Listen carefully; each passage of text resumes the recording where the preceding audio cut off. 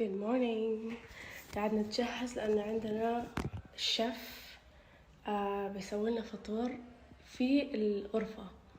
يعني هذا يعني شيء يمديكم تسووه. هم قالوا لنا بليز خلينا نحضر لكم شيء في الصباح إن اليوم آخر يوم. ما حطيت مسكرة.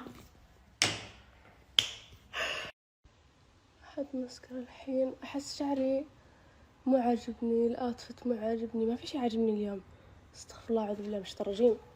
تعرف هذا الإحساس؟ أمس كل شيء كان عاجبني، كل شيء. اليوم total opposite.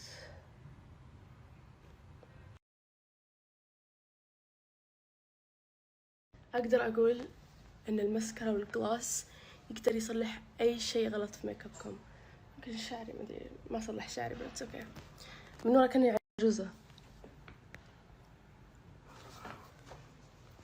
yeah.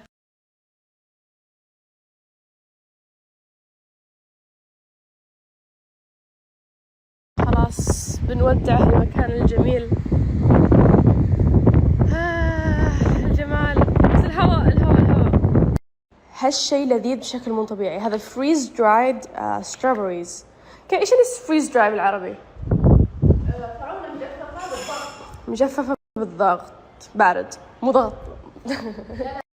انا اسمع كلمة ضغط افكر بلحم مجبوس فراولة. لو هو فراولة مجففة بالشمس بتكون كأنها قمي. صح. هذه كذا بوريكم لحظة كذا شكلها.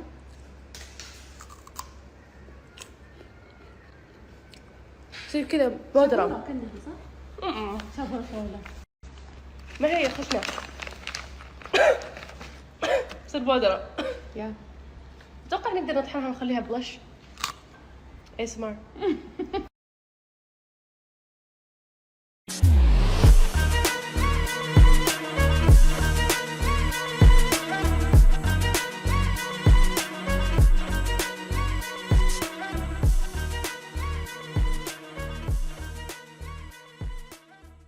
المدينة اللي احنا فيها اسمها بادروم في تركيا. وبادروم مليانة بوتيك صغار كلها جدات. اوكي انا صح اني قلت عجايز، اسفة، بس كلهم جدات ويعني كتاكيت. صح انه في يعني النفسيات شوي بس يعني make sense. and yeah كل outfit شريتها من جدات.